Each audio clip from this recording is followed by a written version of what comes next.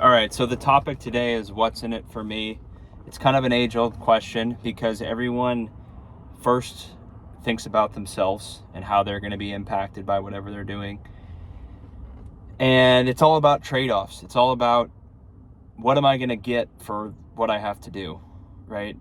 Whether it's your job, your relationships, your health, there's always trade-offs with what you're doing. If you want to be healthy, you probably should exercise. You probably should eat reasonably well and watch your diet, and do stretching, and you have to prioritize those things. So I try to go to the gym. I'm not the most healthiest person out there, but I try to go to the gym a couple times a week, and I don't eat terribly, but certainly I could improve some things. There's people that are way healthier than me, and people that are certainly not, that are much less healthy than me. But it's all just about trade-offs. If I wanted to have like a six-pack and be able to be really muscular and be a lot more healthy, I could probably do that if I really cared enough about it and prioritized that and did all the things necessary to achieve that result. So that's why you get people that are like bodybuilders or that are crazy about weightlifting or their diet. They're very concerned about that, and they prioritize getting a certain result. Similar to, your job or your career or whatever you're doing, the goal or everything that you're doing, again, whatever you're doing, the reward for what you get is typically money, right? And money can be used to do a lot of different things. You can buy assets, you can buy real estate, you need money to buy things, to buy a hat, to buy a shirt, to buy insurance, to buy a vehicle, to buy sunglasses, to buy AirPods, gloves, whatever you're trying to do. This car tool that tells you what's wrong with your car, all of this stuff costs money. So whatever you're doing in your life, however you're spending your time, you're getting rewarded or you're getting paid or compensated with money.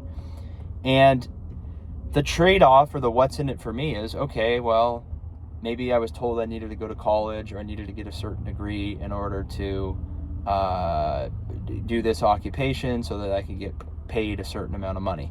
And maybe you wanted to be a doctor or a lawyer or something along those lines, and you had to go to school for 4 years or 8 years, or maybe you wanted to be a dentist or something like that, right? Where you needed to go to school for an extended period of time and make the investment to be able to do that occupation. And you did research on that. Hey, I'm going to go to school for 4 years or 6 years or 8 years, and at the end of it, I'm going to have a bunch of debt, but I'm going to have the ability to start my own practice or to get a job in this field and make $200,000, $300,000, $400,000, and the potential is there. So even though there's a lot of commitment that you need on the front end of being disciplined, going into debt, most likely going to school instead of going out and partying or doing whatever you want for 4 years or 8 years, if you're going to be like a lawyer or a doctor or some kind of professional like that, you there was a trade-off there. I could not go to school, I could not apply myself, and I could just go do whatever I want to do. But at the end of that, I'm not going to have this high, skill. I'm not going to have this skill or degree that enables me to make maybe a very good living. So there's always a trade-off with that. You have to be disciplined and committed and go to the school for 6, 8 years, whatever it is, to get the skills to be able to make, the money that you want to achieve your goals, whether it's home ownership or starting a family or buying nice things, whatever you're trying to do, buying a bunch of real estate, whatever your goal is, you have to do things that are going to position you to be able to do that. And so for the normal person, though, they've kind of been told, just kind of go to school, go to college, go into this debt, go to 4 years of college, get a general degree, and everything will be okay. And that is not true at all. You have been sold, a lie, essentially, that some people do okay if they go to school and they end up with a good company, or they have, you know, personal connections and they're able to get a good job at a really well-respected company. That can work. That can work for some people. But if you just blindly follow whatever you've been told to do by society today, you can be in real trouble. I mean, you can end up with a bunch of debt and a degree that is somewhat worthless. And a lot of your success or failure is going to kind of hinge on, you know, people connections. Do I know people that could get me an opportunity at this company that pays a great salary, that has upward potential and stock options and all these nice benefits that a normal job simply won't have? So if you have human connections, that's a big advantage, because you'll be given opportunities that other people simply won't be given. If everyone's just looking at a piece of paper on a resume, you know, all things being equal, usually people are going to go with people they know, or someone that became referred to them or whatever. And to me, I think pretty much everyone, if given the right training, could do a pretty good job at a lot of different roles. You don't have to be this highly specialized person. You know, you just have to be teachable or open to learn, and then I think just be given an opportunity. And then if you're shown that, you know, there's a carrot there, like, hey, this is a good company, this is a good job, if I take this seriously, I could make good money here, life-changing money. I could really start to do the things that I've always dreamed of doing by taking this job seriously, applying myself, maybe learning to be more coachable, learning to be more personable, being positive all the time, and just taking things seriously. And I think if people were given those opportunities, they would take it seriously. The issue is that a lot of places want you to take they want you to take their job or their position or their career path very seriously, but they don't ever really show you how your life could get better, right? There's not a lot of upward mobility. There's not a lot of money-making potential, where if you do actually do a very good job, you don't necessarily get paid for it. And so that's kind of the main issue with a lot of places. I think people are motivated if they see the incentive to change their behavior, right? Whether that's pay or significant upward mobility within the company that leads to greater earning potential and greater visibility and opportunities within the company. But I think a lot of it's inextricably linked to pay. You have to be able to show people how you're going to fundamentally make their life better. And that's with money. You need money, right? If you want to have a family, buy a house, investment goals, you know, whatever you're trying to do, upgrade your wardrobe, upgrade your house, get a house, be able to move to a different area, buy a new car, get better insurance, whatever you're trying to do, it all requires money. So everyone's doing their own trade-off on where am I working, how much time am I working, what am I getting in return, and am I okay with that?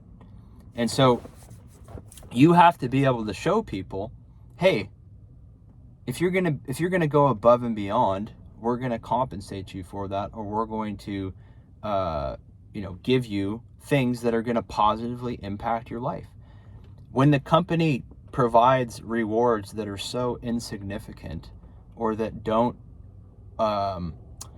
move the needle, that's a good way to put it, everyone's kind of just treated the same, regardless of your ability to do a good job or to whatever you're doing. If you're much more productive, or you're a better employee, or you're a better producer, or whatever it is that your role is, if you're at a company that just doesn't care and they treat you like a number, it's not really the company's fault. I mean, it's just the way it's set up. You have to be able to realize that and say, you know what, even if I just give it my all here and I really positively impact things at this company, they're going to take 99% of the results out of that and give me 1%, maybe, right? So there's never really a situation in which you as the worker or the employee can participate in the real production. The company's going to keep all of it, and it's kind of when they come in and they tap you on the shoulder and they say, good job, good job, kid, we'll take it from here. Like, thanks for all your work, but here's your salary, and just go on to the next one. So you're never really participating in in whether that's compensation or rising significantly up in the company so that you can make more money. Because at the end of the day, it's all about money, right? Anything they want to give you, if it doesn't have a monetary value, you can't use it. You can't use it to buy a car. You can't use it to buy a house. You can't use it to travel. You can't use it as currency to do things in the real world. And so people want to give you maybe recognition, or they want to give you knickknacks or trinkets that have no value, but we want to basically identify that you did a good job.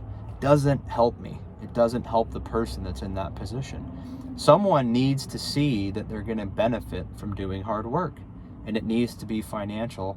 Otherwise, most people are not going to do it, right? Because at the end of the day, whether you're a doctor, a lawyer, a salesperson, or whether you work at McDonald's, all the work you're doing, at the end of the day, the only thing you're really getting for it is money. You're getting a piece of paper, or you're getting pieces of paper or currency that you can use to then do real things in the economy. If you get enough pieces of paper and you're wise with it, you can start to really change your life, whether that's owning real estate or investing in certain things. You can start to set up your life the way you want to and spend your time how you want to. But you need a lot of pieces of paper to do that, right? You need a lot of money.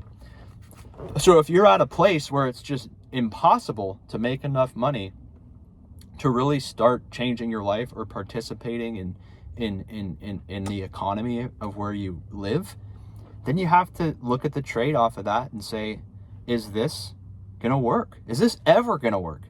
Is there ever a way in which I could pump enough money out of this position or this role in which I'm actually going to make enough money to be able to participate in the real world? And that's housing, potentially a family, buying maybe a nicer vehicle, insurance, all the things that retirement accounts, investing in things so that you can set up your future so that you don't have to work if you don't need to. But most people, they don't necessarily even think about that. They're just kind of living hand to mouth, and how do I pay my bills this month and just get to the next month? So a lot of it's just being in the right situation. If you're in the wrong situation, you have to be able to assess that and then, maybe potentially change your situation. Because regardless of how hard you work, if you're in the wrong situation, you're never going to get to where you want to go, because that's not even an outcome, right? At least when you buy a lottery ticket, there is a non-0% chance that you win the lottery. Now it's very close to zero, right? It's like 0.000000001 maybe, right? But there's still a chance. If you work at a company and there's not a structure in which you could ever make a significant amount of money, even if you bust your ass and you outperform everyone, then there you go. There's your answer. There's no point why you should bust your ass at a company like that, because as long as you just do the bare minimum, you get paid the same as everyone else, right? If you go out and you really do a great job, they're not going to necessarily pay you much more than they do anyone else. And so that right there is the problem, right? So you have to be able to assess that and make the determination between what's the trade-off. Do I really, if I'm going to bust my ass, I want to at least have the small potential to make a life-changing amount of money, or at least a significant amount of money, to where I can actually start to differentiate myself from normal people. If you don't have the ability to ever make significant money, then you're just going to be a normal person at best, right? Because you need money to be able to differentiate yourself and buy nicer things, or actually really just buy your time. If you don't have money, you start living on other people's schedules. You have to work for someone else. You have to show up at a certain time. You can only take 2 weeks of vacation per year. Sorry, we're not going to approve your vacation time, so you can't go. You start kind of being a slave, right? That's just the reality of the situation. If you don't have money and you work a normal job, you're a slave. You kind of are, because you're living on other people's schedules, and you have to say yes, or else they'll just move on from you. Now, if you have enough money saved up, or you've been smart enough with your money and you've been working long enough, you can start to kind of set your own rules because you have enough money to where you don't need the monthly salary or whatever it is just to survive. Now, most people never make it to that position. I think primarily because they're never really in a position in which they are motivated enough to work harder. A lot of people are told, by management or whoever that you should work harder, but they're not necessarily shown why they should work harder, right? What's in it for me? I'll title that. I'll make that the title of this video. But what's in it for me? If there's nothing in it for me financially, and all you're offering me is a pizza party and a $5 statue that says thanks for your hard work, I mean, come on, man. No one's going to listen to you. No one's going to try harder because the reward is not worth all the sweat and blood and tears that you have to go through to get the results that they want you to get. So you guys let me know what you think. That's the reality of the situation. So if you want to get ahead, I mean, again, owning your own business or doing your own thing, you're 100% participating in that, and you might fail. So it's very risky there. But if you're just working a very safe, reliable job, if you don't have the ability to really participate in the work you're doing financially, like if you're bringing on new customers or you're making a material impact in the business, you have to make sure that there's a structure in which you can actually participate in all the hard work that you're doing. Because if you're not really making more money for all the hard work you're doing, then you have to ask yourself, what's in it for me? Why am I here? So let me know what you think. Subscribe. See you on the next one. Take care.